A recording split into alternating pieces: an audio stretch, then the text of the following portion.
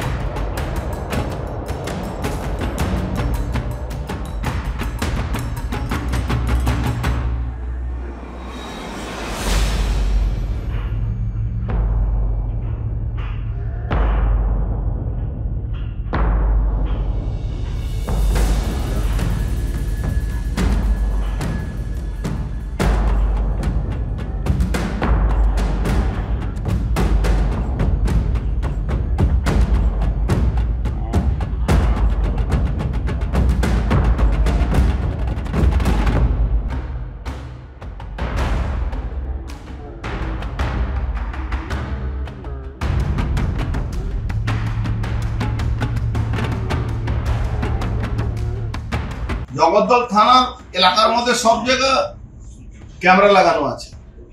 20 metre দূরে থানার সামনে মেন রোডের উপরে আমার মনে হচ্ছে থানা দুটো গাড়ি ওখানেও থাকে, যে চায়ের দোকানে নাম করা চায়ের দোকান। তৃণমূলে আফিস আছে ওখানে, তৃণমূলের সভাপতি আছে নাকি ও।